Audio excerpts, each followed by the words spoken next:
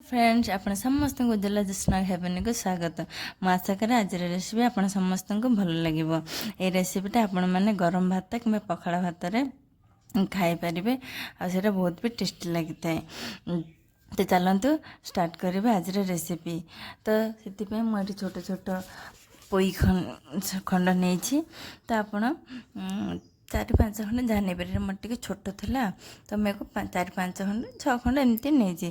तो प्रथम आम पोई शाग सब अलग करते आपण पानी रे काटिकी भिजेकी रखु ना आगे धोई देके भलसे काटिकी रखु आप हिसाब से करें आप जोटा इजी लगे किंतु किसी समय पानी भिदेकी रखा निहाती जरूरी ना खाइला बेले बहुत प्रोब्लेम करें। तापर आम जा तो पोई खंड गुड़ाक काटिदेवा। पोई खंड जमी आम सजना छुई काटती तार नासीटा भी बाहर आम सेमती छोट छोट पिस करके काटिदेवा।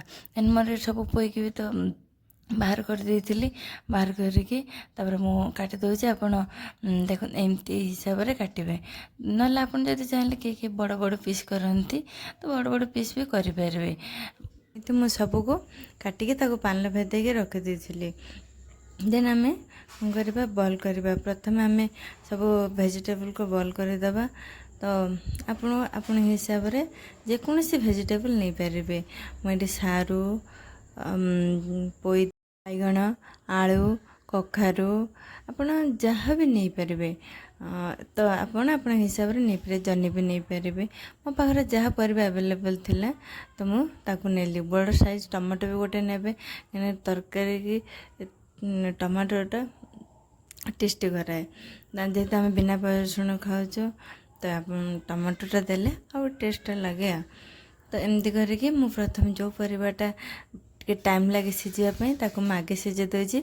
एमती करके सब परिवा सीझेदेवी। लास्ट शागटा धोईकी छांकी रखी भी पकईकी सीझेदेवा। सीझे सारापर आम करवा चना को भेदे देती मुझे 3टा हुइसल जाए सीझे देजी भलसे सीझी जाइए। आपड़ चाहिए भी एमती वेजिटेबल जो सीझेबे से आप आलू सहित भी पकईदे सी भी सीझीज।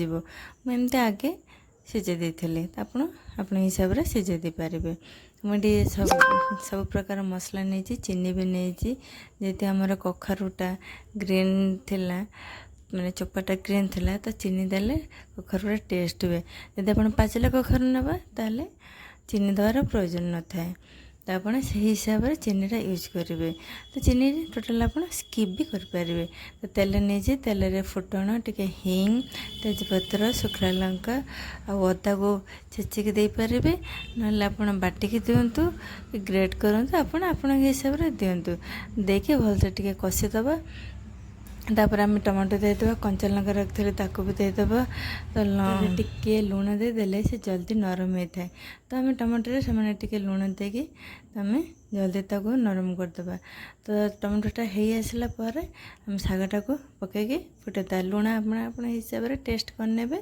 बॉयल कर रखी चना भी देदेवी। लास्ट को आम कौन कर तो भलसे एपट सेपट करनबा।